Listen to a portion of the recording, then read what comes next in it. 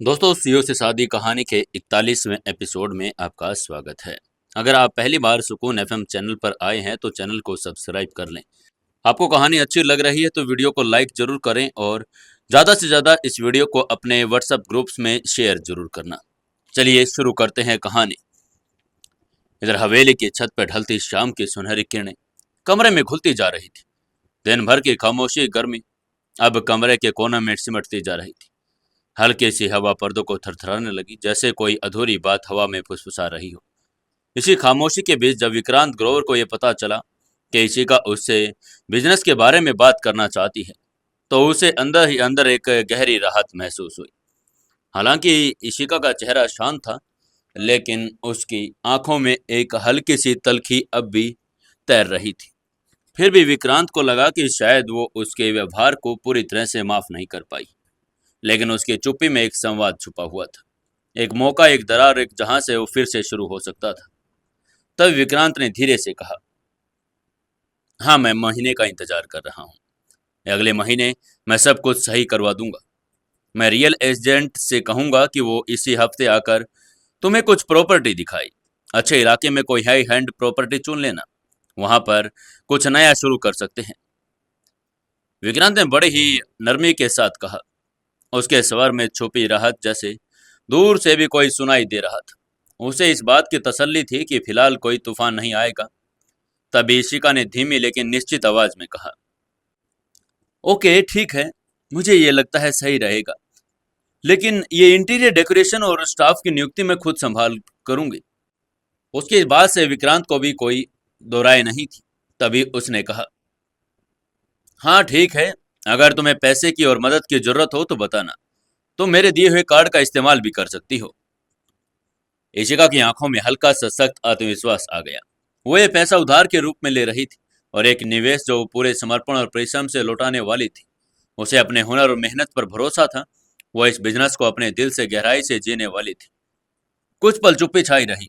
फिर इशिका ने जैसे ही अपने दिल की बात बिना किसी भूमिका के कह दी, मुझे मुझे एक बात और करनी है आपसे, हमारी सोने की व्यवस्था। और ये कहकर वो रुक गई। विक्रांत उसकी बात सुनकर चौंक गया, लेकिन उसका चेहरा सपाट रहा। वो जानता था कि ये टॉपिक देर सवेर उठना ही था। तभी उसने शांत स्वर में पूछा, क्या क्या पूछना चाहती हो तुम इसके बारे में? ये पूछते पूछते भी उसकी दिल की धड़कनें तेज हो रही थी। इशिका का चेहरा अत्यंत गंभीर हो गया। उसने कहा, हमने एक साथ रहना सिर्फ इसलिए चुना था ताकि अंकल अशोक को दिखा सके कि हमारा रिश्ता असली है। लेकिन अब सच्चाई तो सामने आ ही चुकी है, तो मुझे नहीं लगता कि हमें एक ही कमरे में सोने की जरूरत है। उसके स्वर में कठोरता नहीं थी, पर स्पष्टता थी। विक्रांत जानता था कि इससे वो बच नहीं सकता था। उसे क्यों लगा कि वो इस बात को भूल गई होगी। तब विक्रांत ने हल्के संदेह के साथ उससे पूछा, क्या कोई खास वजह है? तुम इस बारे में इतना जल्दी फैसला कर रही हो? इशिका की नजरें अब उसकी ओर आंखों में ही थी। उसने कहा, मुझे अब साथ रहने का कोई कारण नहीं दिखता। उसका स्वर बिल्कुल दृढ़ था। उसके कोई अंदर गुस्सा भी नहीं था और ना ही कड़वाहट। वो बात को बिल्कुल साफ साफ कह रही थी। विक्रांत ने उसकी आंखों में देखा, वहां भी कोई संदेह उसे दिखाई नहीं दिया। वो जान गया था कि अब कोई बहाना या टाल मटोल अब चलेगा नहीं। तभी उसने गहरी सांस लेते हुए कहा, ठीक है, मैं कल तुम्हारे लिए एक कमरा तैयार करवा देता हूँ। इशिका ने सिर हिलाया, लेकिन अभी भी उसकी बात खत्म नहीं हुई थी। उसने फिर कहा, एक और आखिरी बात। अब विक्रांत को लगने लगा था कि वो पूरी रात इसी तरह उसके खिलाफ जाएगी। तब उसने थके हुए स्वर में पूछा, अब क्या है? इशिका ने स्पष्ट रूप से कहा, खाना। विक्रांत जैसे सनसा रह गया। उसकी आंखों में हल्का सा आघात आ गया था। वो खाना जो पहली बार उसके जीवन में स्वाद और अपनापन दोनों लेकर आया था, अब वही उससे छीनने जा रहा था। तभी उसकी आवाज थोड़ी सी कड़वी हो गई। उसने कहा, क्या मतलब है तुम्हारा? मैंने कहा था ना कि मुझे खेद है उस दिन के लिए। I am sorry. इशिका की आंखों में एक झलक आ गई। ये पहली बार था जब उसने विक्रांत को इतनी साफ भावना से देखा था। तभी उसने भ्रम के साथ पूछा, माफी माफी कब मांगी तुमने? विक्रांत कुछ पल फिर चुप रहा और फिर बोला, मैंने नहीं मांगी, इशिका ने कहा। नहीं तो तुमने कब मांगी माफी? तब विक्रांत ने फिर बड़बड़ाते हुए कहा, मैं आमतौर पर माफी नहीं मांगता, मुझे आदत नहीं है। तब इशिका ने जवाब दिया, तो ये तो साफ दिख ही रहा है ना, आपने माफी नहीं मांगी है। विक्रांत ने हल्के से चौंकते हुए पूछा, तुमने तुमने सुना मुझे? इशिका ने चुटकी ले ली। हाँ हाँ, बिल्कुल बिल्कुल बिल्कुल। वो फिर खड़ी हुई और उसने कहा, अगर अब और कुछ नहीं है तो फिर शेफ से कह देना कल से तुम्हारे लिए खाना वही बनाए। ये बात सुनकर विक्रांत को और ज्यादा धक्का लगा। उसे इस बात पर यकीन ही नहीं हो रहा था। उसने जल्दी से उसे कहा, इशिका, रुको जरा, इधर बैठो। वो थोड़ी हिचकिचा गई, लेकिन बैठ गई। उसके साथ सीने पर उसने हाथ क्रॉस रख लिए और जैसे वो खुद को संभाल रही हो। तब विक्रांत ने नरम स्वर में कहा, मैं मैं आज सुबह कुछ थोड़ा सा अलग हो गया था। तभी इशिका ने व्यंग्य से कहा, यह शब्द मेरी भावनाओं के लिए काफी नहीं है इस। विक्रांत ने थके हुई ईमानदारी के साथ फिर कहा, आई नो, मुझे पता है, इसलिए माफी मांग रहा हूं पूरी तरह से। और फिर थोड़ा आगे झुका और उसने कहा, आई एम सॉरी, मैं ज्यादा ही गुस्से में हो गया था और मैंने कल तुम्हारे साथ भी गलत व्यवहार किया। मैं अपने शब्दों और हरकतों के लिए माफी मांगता हूँ। इशिका ने उसे ध्यान से देखा। वो सच में अकेला, टूटा हुआ और थका हुआ सा लग रहा था।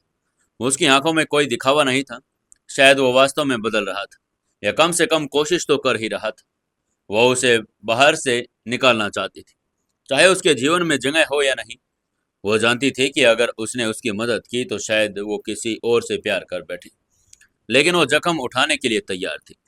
उसने एक गहरी सांस लेते हुए कहा, मैं तुम्हें माफ करती हूँ। विक्रांत ने उसकी ओर देखा, जैसे किसी बच्चे से अपनी पसंदीदा चीज दोबारा पा ली हो।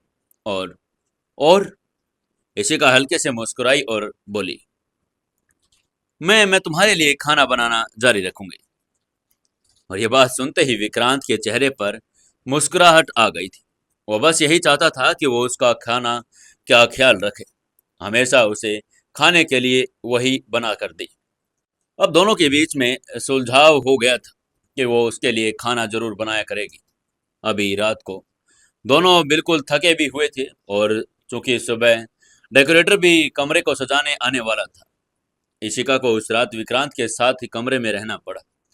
हालांकि उनके बीच की खटास कुछ हद तक तो कम हो गई थी, फिर भी कमरे की चुप्पी अब भी एक अनकहा तनाव समेटे हुई थी। विक्रांत के मन में एक क्षण को यह विचार आया कि क्यों न इशिका से पूछा कि क्या वो अपना निर्णय बदल सकती है और उनके साथ कमरे में ही रह सकती है। लेकिन उसने ये बात मन में ही दबा ली, क्योंकि वो जानता था कि कुछ रिश्ते एकदम नाजुक होते हैं। जरा से भी जिद उन्हें फिर से तोड़ देगी। विक्रांत लेट गया, इशिका के बाहर आने का इंतजार करने लगा, जो वॉशरूम में तैयार हो रही थी। थोड़ी देर बाद वो तौलिए से बाल सुखाते हुए बाहर आई। उसके चेहरे पर थकान थी, मगर आंखों में अब भी उम्मीद की चमक थी। तब विक्रांत ने उसे देखते ही कहा, गेट पर भूमि पूजन समारोह की मेजबानी एक सुश्री कर रही है। हम दोनों को भी इनवाइट किया गया है, हमें वहां पर बुलाया गया है। तब इशिका ने आश्चर्य और उलझन के साथ पूछा, मिस गेट्स? हाँ, वही जो काउचर कॉर्नर की सीईओ है। विक्रांत ने सामान्य आवाज में कहा, जैसा कि यह जानकारी तो हर किसी को होनी चाहिए थी। वो जानता था कि यह ब्रांड कितनी लड़कियों के लिए एक सपना था।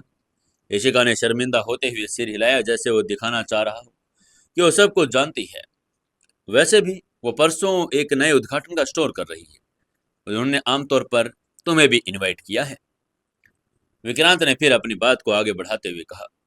इशिका ने थोड़े असमंजस से कहा, ठीक है। उसने तय कर लिया था कि कल वो रिंकी से मिलकर इस टॉपिक पर बात करेगी। रिंकी ने वादा किया था कि वो उसे कॉफी पर लेकर कुछ सलाह देगी, और इन दोनों वो हर मामले में समझदारी से काम लेना चाहती थी। रात गहराने लगी थी। इशिका कब नींद की गोद में समा गई उसे खुद भी नहीं पता चला। लेकिन अचानक किसी के दरवाजे पर जोर से किसी ने दस्तक दी। उसकी नींद टूट गई। उसने आंखें मलते हुए कहा और नाइट कोट पहनने लगी, कौन है? तभी उसने दीवार पर घड़ी में देखा 3 बजने में कुछ ही मिनट बाकी थे।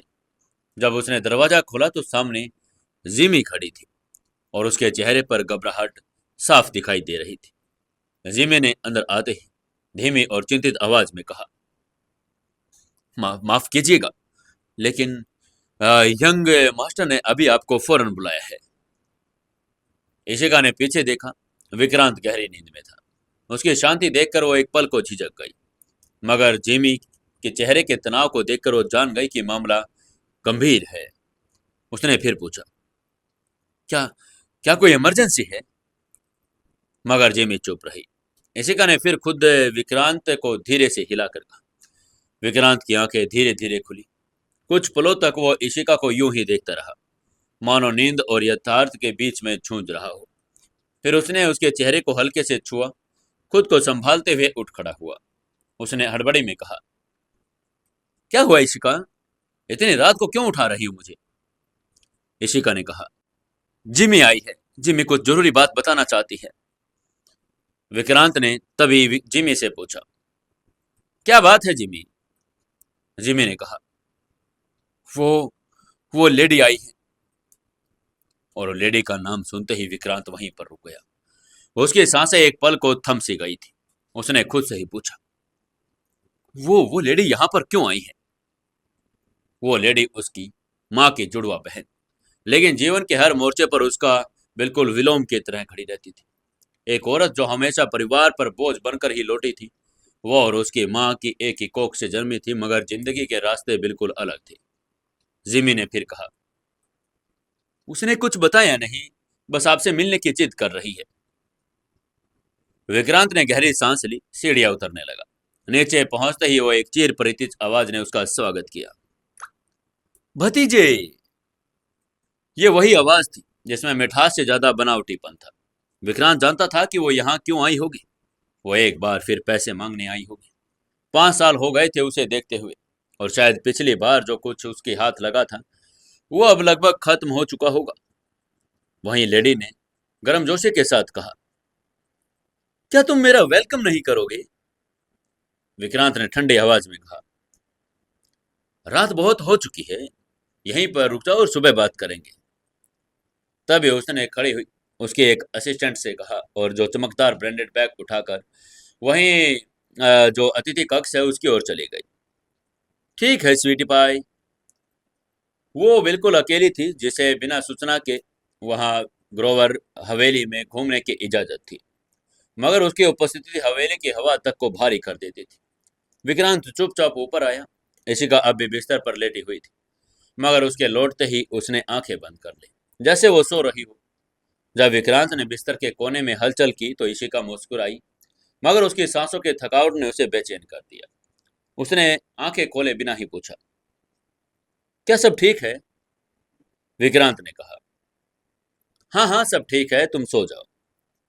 उसके बाद उसने कुछ और नहीं कहा। वो नहीं चाहता था कि इशिका उसके परिवार की जटिलताओं को जाने।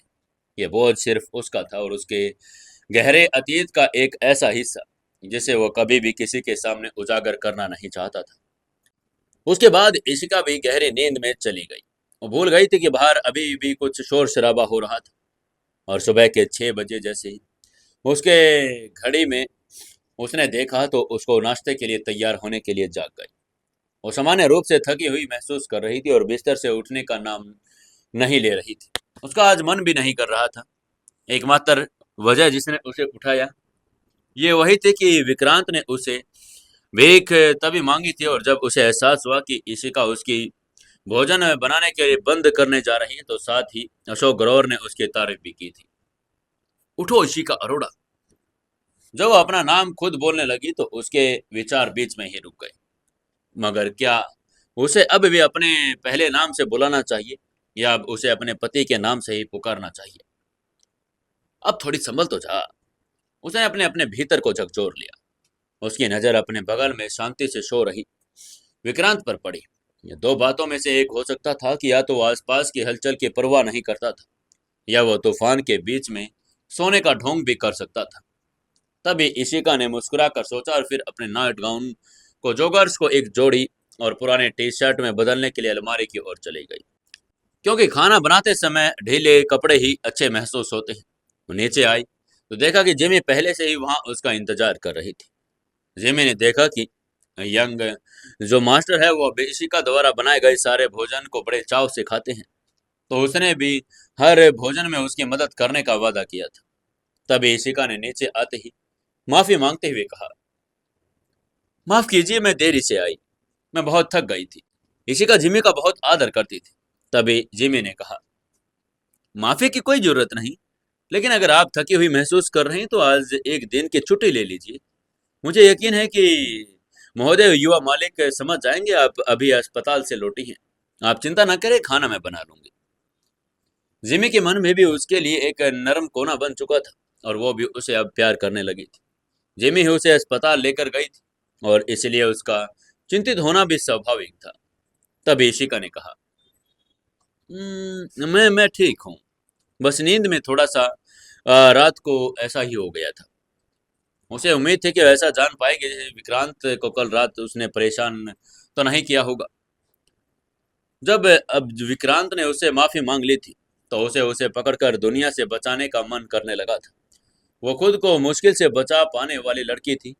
वो खुद जानती थी कि शायद किसी भी लड़ाई में हार जाएगी। वो कोई बड़ा योद्धा भी नहीं थी। जिमी का चेहरा बिल्कुल भाव शून्य था। वो कुछ भी कहना नहीं चाहती थी। वो जो एक लेडी आई थी वो उसके बारे में भी उसको बताना नहीं चाहती थी, लेकिन वो इशिका के सामने इस बारे में बात करने को बिल्कुल भी तैयार नहीं थी। इशिका ने पेंट्री की ओर बढ़ते हुए पूछा, विक्रांत आज क्या खाएंगे? जिमी ने कहा, पैनकेक। आज सुबह जब इशिका ने उसका नाम पुकारा तो जिमी को एक अजीब सा अपनापन सा महसूस हुआ। यह अब तक हुआ नहीं था। तभी इशिका ने पूछा, क्या आज फिर मैं पैनकेक बनाऊं? सुबह का खाना इसके बाद लग गया। पूरा टेबल, पूरे लोगों का ध्यान उस लेडी की ओर ही था, जिसकी आवाज में अब कोई दिखावा, बनावटीपन या ओछा प्रदर्शन नहीं दिख रहा था। वो महिला जो कुछ मिनट पहले तक उच्च लहजे में और इंग्लिश एक्सेंट में बात कर रही थी, वो एकदम गंभीर और सीधे स्वर में बोल रही थी। चेहरे पर न नखरे थे और न ही और कुछ, बल्कि कुछ ऐसा जो और भी उसकी सच्चाई बयां कर रहा था। लेकिन सबको उसकी नजरों में कुछ और ही दिखाई दे रहा था। क्या करेगी अब वो? जानने के लिए जुड़े रहिए अपने सुकून एफएम चैनल के साथ। दोस्तों, ये कहानी आपको मैं हर रोज सुनाता रहा हूँ। आप लोग चिंता ना करें, जैसे ही इसके एपिसोड जितने भी तैयार होते हैं मैं आपके लिए भेज देता हूँ। और आप लोग थोड़ा सा सपोर्ट करते रहिए और चैनल को ज़्यादा से ज़्यादा सब्सक्राइब करवाइए और वीडियो को जब भी देखें लाइक ज़रूर करें और एक प्यारा सा कमेंट ज़रूर से ज़रूर करें।